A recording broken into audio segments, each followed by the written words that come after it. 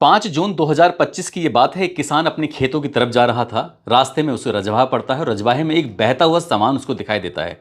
किसान उस सामान के पास पहुंचता है, देखता क्या है कि चादर में लिपटी हुई एक लाश है, और वो भी बिना सर के वो लाश। उसे देखकर उस किसान की चीखें निकल जाती हैं। जोर जोर से चीखता है, चिल्लाता है, और इन चीखों की आवाज़ जब आसपास के लोगों तक पहुंचती है, अब देखते ही देखते सैकड़ों लोगों का जमघट लग जाता है। तभी पुलिस को सूचना दी जाती है। पुलिस मौके पर पहुंचती है और पता चलता है कि ये किसी महिला की लाश है। दरअसल जब पुलिस मौके पर पहुंचती है, उसके बाद उस लाश को बाहर निकालकर उसकी शिनाख्त करने की कोशिश की जा रही थी। इसी बीच में एक महिला कांस्टेबल की नज़र उसकी लाश की जेब पर पड़ती है, जो उसने सलवार पहनी हुई थी। उस जेब को वो टटोलती है तो उसके अंदर 20-20 के 2 नोट निकलते हैं। साथ ही उसके अंदर एक पर्ची निकलती है।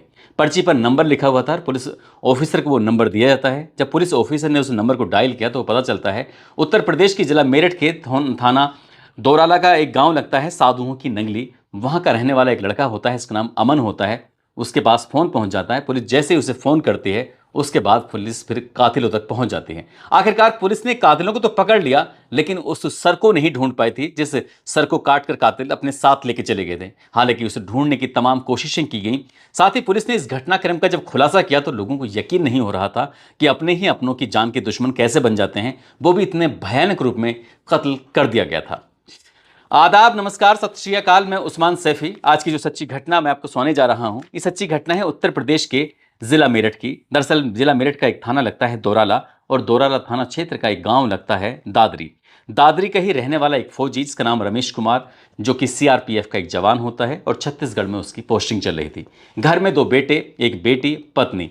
पत्नी का नाम राकेश देवी होता है, बेटी होती है आस्था, जो कि सकौती गांव का एक सूरजमल स्कूल होता है, वहां से उसने 11वीं की परीक्षा पास की थी। अभी हाल ही में उसने 12वीं क्लास में एडमिशन लिया था। जिंदगी ठीक ठाक चल रही थी, सब कुछ बढ़िया चल रहा था। एक खुशहाल जिंदगी वो परिवार जी रहा था। अब से लगभग 8 महीने पुरानी बात है, अक्टूबर 2024 की। इस लड़की ने अपना इंस्टाग्राम पर एक अकाउंट बनाया, और अकाउंट बनाने के बाद उसमें ये जो उसके पन्ने लगातार सोशल मीडिया के पन्ने पलटती रहती थी। इसी बीच में इंस्टाग्राम पर उसकी एक लड़के से दोस्ती हो जाती है। उस लड़के का नाम अमन होता है, जो कि पास का ही गांव होता है साधुओं की नंगली, वहां का रहने वाला लड़का होता है। उससे वो बातचीत करती थी, और बातचीत करते करते उनकी दोस्ती कितनी गहरी हो जाएगी, उन दोनों ने भी इस बात का अंदाजा नहीं लगाया था। एक दिन उस लड़की ने उससे मिलने का मन बनाया। उसने कहा कि ठीक है, मैं तुमसे मिलना चाहती हूँ। तभी उसने अपने हाथों पर मेहंदी लगवाई, और मेहंदी लगाने के लिए उसने लगाने के बाद अपने उस दोस्त को बुलाया। अमन को बुलाने के बाद वो सीधा मंदिर जाते हैं। मंदिर में घूमते हैं, इधर उधर घूमने के बाद वापस आ जाते हैं। लेकिन इस बात का किसी को कानो कान भनक तक नहीं लगी, और ये पहली मुलाकात थी। उसके बाद फिर आदत बन जाती है एक दूसरे की। जब भी मौका मिलता था तभी मिलने की वो कोशिश करते थे, और खासकर मौका तब होता था जब घर में कोई होता नहीं था। खासकर माँ कहीं चली जाया करती थी तो वो लड़की अपने उस दोस्त को बुला लिया करती थी। ऐसे ही उसने 28 मई 2025 को उसने ऐसा किया कि घर में एक रिश्तेदारी में एक शादी का प्रोग्राम था। माँ ने कहा कि मैं शादी में जाती हूँ, तुम घर पे ही रहना। आखिरकार लड़की घर पे अकेली थी, छोटे भाई भी उसके साथ थे। इसी बीच में उसने उस लड़के को फ़ोन किया, बुलाया, और उससे मुलाकात की। मुलाकात करने के बाद वो बातचीत कर रहे थे।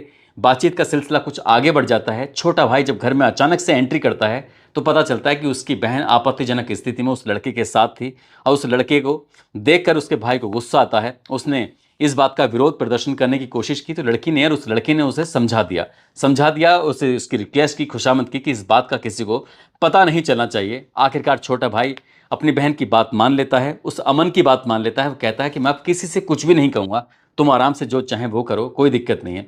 लड़का आराम से चला जाता है। वो नहीं जानता था कि जिस बात को छुपाने की लगातार कोशिशों के दबाव बनाए जा रहे थे, वो किसी भी कीमत पर सफल नहीं हो सकती है। और जैसे ही माँ घर में एंट्री करती है, प्रवेश करती है, तत्काल प्रभाव से छोटे भाई ने अपनी माँ से कहा कि आज जब तुम घर पे नहीं थी, जब तुम रिश्तेदारी में गई हुई थी, तभी बहन ने अपने एक दोस्त को बुलाया था, उसके साथ वो इस तरह की स्थिति में पाई जाती है। माँ को अपनी बेटी पर बहुत ज़्यादा गुस्सा आता है। तभी वो पति को पूरी कहानी सुनाती है। कहती है कि देखो, तुम्हारी बेटी मेरी पीठ पीछे इस तरह के काम कर रही है, इसको शर्म नहीं है, इसको लिहाज नहीं है, हम इसके लिए क्या कुछ नहीं कर रहे हैं। जब बाप ने अपनी बेटी से बातचीत की तो बेटी जिद पर अड़ जाती है कि चाहे कुछ भी हो जाए, शादी तो मैं अमन से ही करूंगी। जब बाप ने अपनी बेटी को समझाया बुझाया, उसने कहा कि कोई दिक्कत नहीं, कोई परेशानी नहीं है, छुट्टी पर आऊँगा तो मैं अमन के घर जाऊँगा, उसके माँ बाप से बातचीत करूँगा और तुम्हारी शादी की बातचीत करूँगा। लेकिन घर में किसी तरह का कोई तांडव नहीं होना चाहिए, घर में किसी तरह का कोई कलेश नहीं होना चाहिए, सब कुछ आराम से चलते रहने देना चाहिए। पिता ने अपनी बेटी को समझाया, साथ ही पिता ने अपनी पत्नी को भी समझाया। आखिरकार बात समझाई जाती है, बुझाई जाती है, सब कुछ ठीक हो जाता है। 28 तारीख बीत जाती है, लेकिन घर में जैसे 28 मई से पहले माहौल था वैसा माहौल रह नहीं पाता। आखिरकार 29 तारीख आती है, 30 तारीख आती है, इस तरह से वक्त धीरे धीरे करके आगे बढ़ रहा था। कहते हैं कि वक्त के साथ हर घाव भर जाता है, लेकिन ये घाव भरने में नहीं आ रहा था, क्योंकि लड़की अपनी आदतों से बाज नहीं आ रही थी।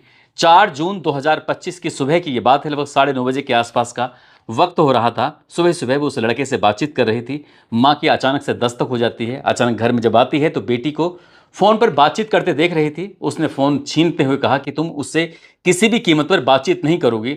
वो लड़की जोर जोर से चीखती है, चिल्लाती है, बस एक ही बात की रट लगाई हुई थी, शादी करूंगी उसी से करूंगी, शादी करूंगी तो उसी से करूंगी, तुम रोक नहीं सकते। और वो जब जोर जोर से चीख रही थी, चिल्ला रही थी। आखिरकार उससे हाथ पैर जोड़ के किस तरह से शांत किया जाता है। लड़की जाकर अपने कमरे में बैठ जाती है। उसका छोटा भाई आता है। छोटा भाई आने के बाद अपनी बहन को समझाने की कोशिश कर रहा था, लेकिन बहन ने अपने भाई को कुछ ज़्यादा ही पीटा, बुरी तरह से पीटा। जब ये बात माँ को पता चलती है तो माँ को बहुत ज़्यादा गुस्सा आ जाता है कि हम इसे बार बार समझाने की कोशिश कर रहे हैं, लेकिन ये बार बार जिद कर रही है। आखिरकार माँ बेटी के पास जाती है, उसको समझाने की कोशिश कर रही थी, तो उसने माँ के साथ भी ऐसे ही अभद्र व्यवहार करना शुरू कर दिया, उसके साथ गाली गलौज करना शुरू कर दिया।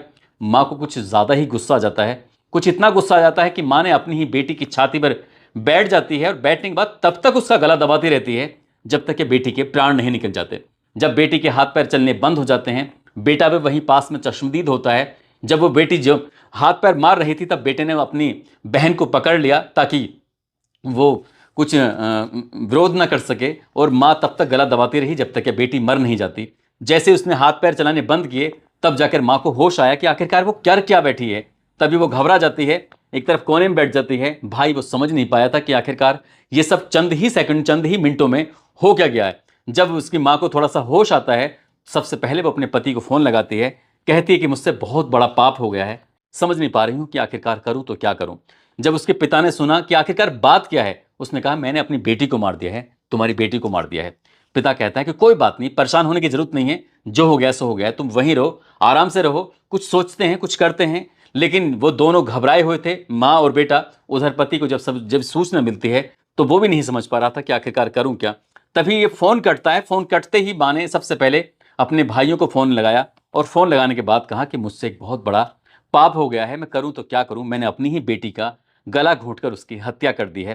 तो ये मेरा बेटा भी साथ था। तो वो समझ नहीं पा रही थी कि आखिरकार करें तो क्या करें। उसे समझाया जाता है कि आराम से घर पर रहो, लाश के पास रहना, किसी को इस बात की खबर तक नहीं लगने देना, इंतजार करो, कुछ ना कुछ सोचते हैं, कुछ करते हैं।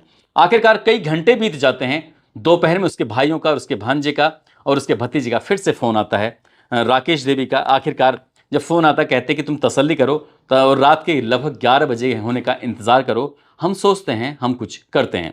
अब उस महिला के मायके वाले आते हैं। आने के बाद उसका बताया जाता है एक भतीजा होता है और एक उसका भांजा होता है। वो आते हैं और यहाँ से आस्था की लाश को गाड़ी के अंदर रखते हैं, और गाड़ी के अंदर रखने के बाद यहाँ से काफ़ी दूर लेकर उसे चले जाते हैं। लगभग एक 13 किलोमीटर का दूर एक सफ़र तय करते हैं। एक मेहरौली का जंगल वहाँ पे लगता है, और मेहरौली के जंगल में ले जाने के बाद लाश को उस गाड़ी से उतारा जाता है। एक दरांती ली जाती है जिससे चारा वगैरह काटते हैं, और उस दरांती से उस लड़की की, यानी कि आस्था की जो 17 साल की लड़की होती है, उसकी गर्दन को तब तक काटा जाता है जब तक कि उसे धड़ से अलग नहीं कर दिया जाता। आखिरकार उसकी लाश को एक रजवाहे में फेंक दिया जाता है। साथ ही जो उसका सर होता है, उस सर को उस घटना स्थल से लगभग 10-12 किलोमीटर दूर अलग फेंका जाता है, जो कि जानी एक जगह लगती है, वहाँ पर गंग नहर होती है। गंग नहर में फेंक कर आराम से निकल जाते हैं। ना ये माँ जानती ही थी, ना उसका भाई जानता था, ना ही परिवार के बाकी लोग जानते थे कि लाश तो फेंक रहे हैं। जो इसने कपड़े पहने हुए हैं, उस कपड़ों में 20-20 के 2 नोट रखे हुए हैं, साथ ही एक पर्ची रखी हुई है।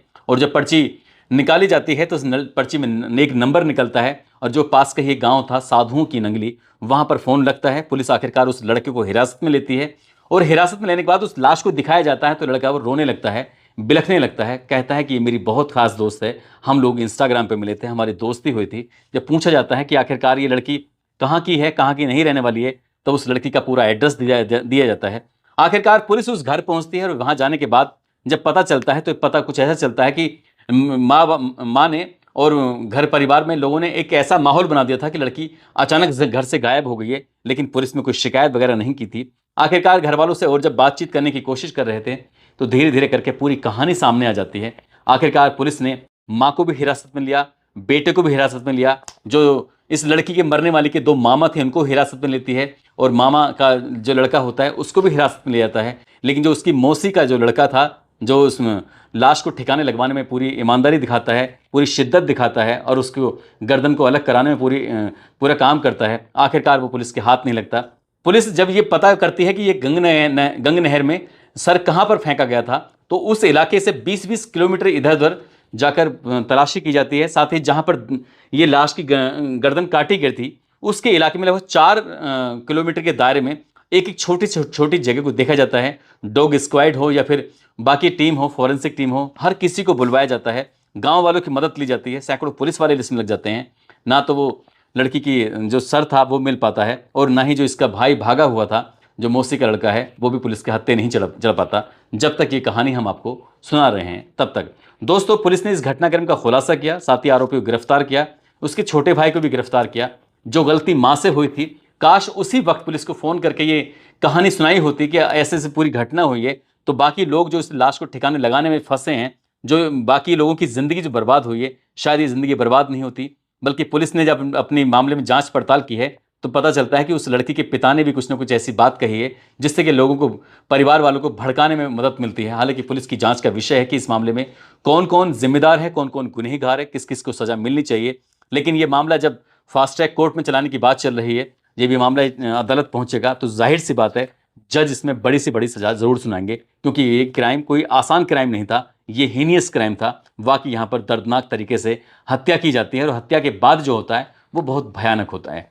दोस्तों, इस पूरे घटनाक्रम को सुनाने का उद्देश्य किसी को परेशान करना नहीं है, किसी का दिल दुखाना नहीं है, बल्कि आपको जागरूक करना है, आपको सचेत करना है। और जाते जाते मथुरा के रहने वाले सतीश पंडित हैं, साथ ही अलीगढ़ के रहने वाले आबिद सैफी हैं।